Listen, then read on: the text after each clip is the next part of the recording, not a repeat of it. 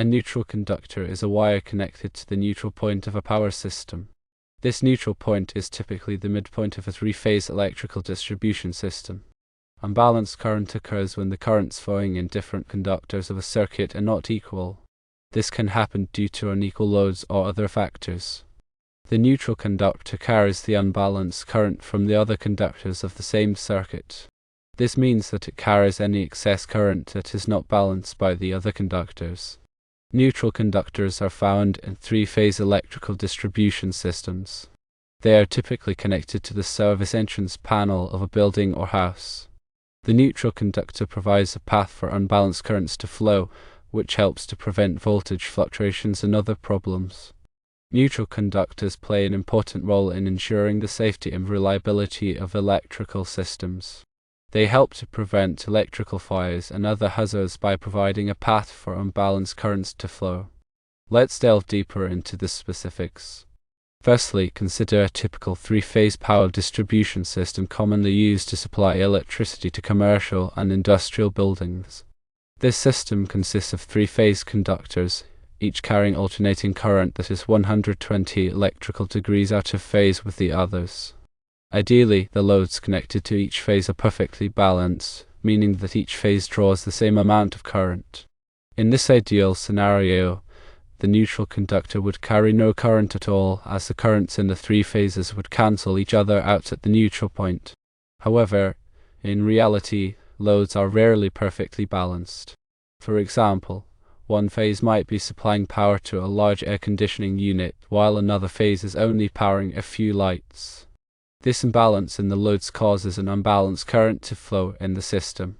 The neutral conductor provides a return path for this unbalanced current, allowing it to flow back to the source without causing voltage fluctuations or overloading any of the phase conductors.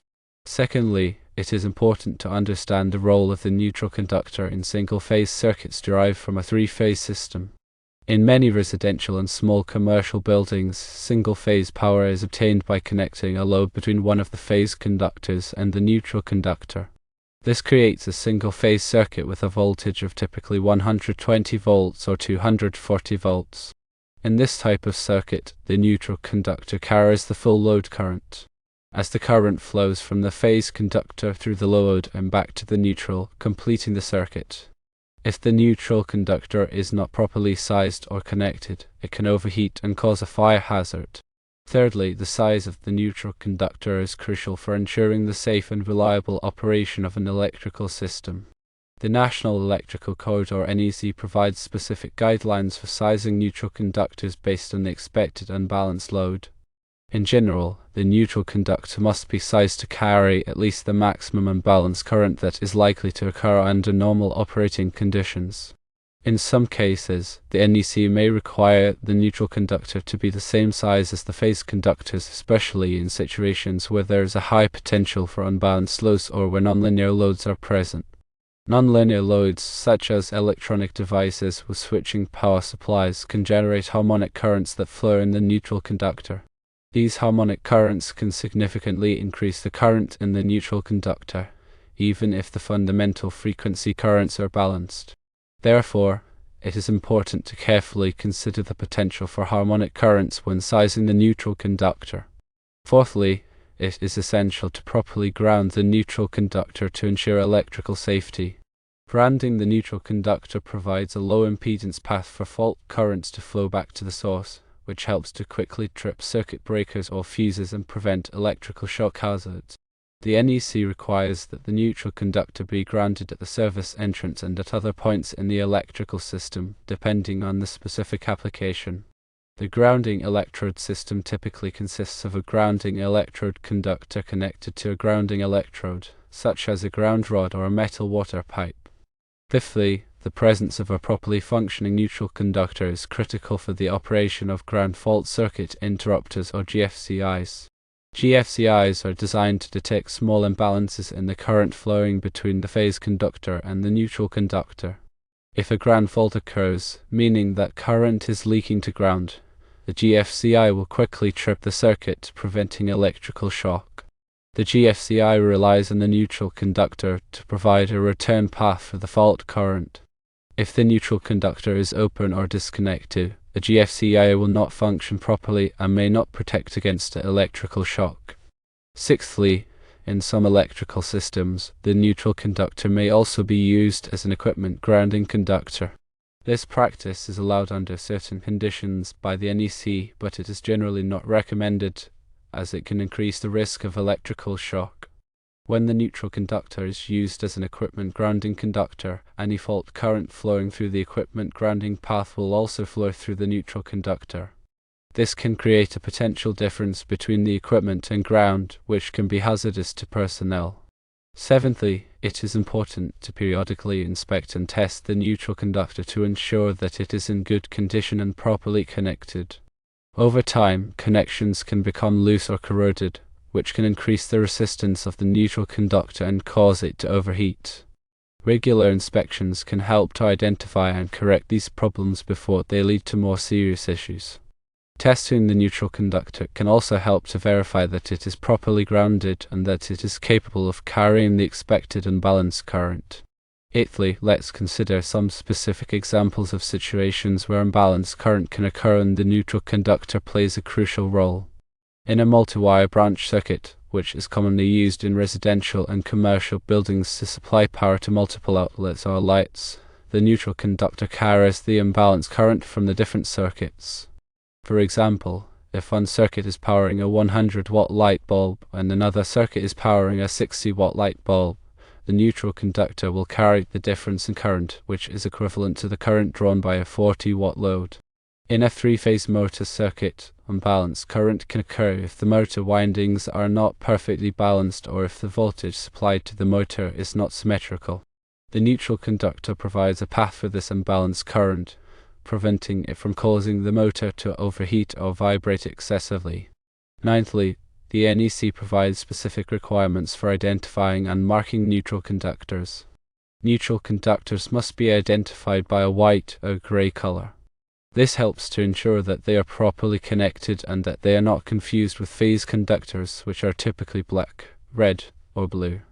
The NEC also requires that neutral conductors be terminated in a specific manner using approved connectors and terminals. Tenthly, in some specialized electrical systems, such as those used in data centers or hospitals, it may be necessary to provide a separate, isolated neutral conductor. This is done to minimize noise and interference in sensitive electronic equipment. An isolated neutral conductor is not connected to the built-in grounding system at the service entrance. It is instead connected to a separate grounding electrode system. This helps to prevent ground loops and other problems that can degrade the performance of electronic equipment.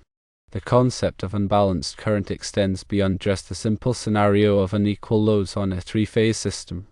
It also encompasses situations involving harmonic currents and nonlinear loads. Harmonic currents are currents with frequencies that are multiples of the fundamental frequency, which is typically 60 Hz in the United States. Nonlinear loads are loads that draw current in a non-sinusoidal manner, such as electronic devices with switching power supplies. These nonlinear loads generate harmonic currents that flow back into the electrical system. These harmonic currents can significantly increase the current in the neutral conductor, even if the fundamental frequency currents are balanced. This is because the harmonic currents do not necessarily cancel each other out at the neutral point. In some cases, the harmonic currents in the neutral conductor can be several times higher than the fundamental frequency current. This can lead to overheating of the neutral conductor, as well as other problems such as voltage distortion and equipment malfunction. To mitigate the effects of harmonic currents, it is important to use properly sized neutral conductors and install harmonic filters to reduce the level of harmonic currents in the system. Harmonic filters are devices that are designed to block or reduce the flow of harmonic currents. They are typically installed at the load or at the service entrance. In addition to harmonic currents, unbalanced current can also be caused by ground faults. A ground fault occurs when current leaks from a phase conductor to ground. This can happen due to insulation failure or other problems. When a ground fault occurs, a large amount of current can flow through the ground path back to the source. This current can be hazardous to personnel and can also damage equipment. To protect against ground faults, ground fault circuit interrupters or GFCIs are used. GFCIs are devices that are designed to detect small imbalances in the current flowing between the phase conductor and the neutral conductor. If a ground fault occurs, the GFCI will quickly trip the circuit, preventing electrical shock. The GFCI relies on the neutral conductor to provide a return path for the fault current. If the neutral conductor is open or disconnected, the GFCI will not function properly and may not protect against electrical shock. The importance of the neutral conductor in a three-phase system cannot be overstated. It provides a stable reference point for the voltage, ensuring that the voltage on each phase remains within acceptable limits.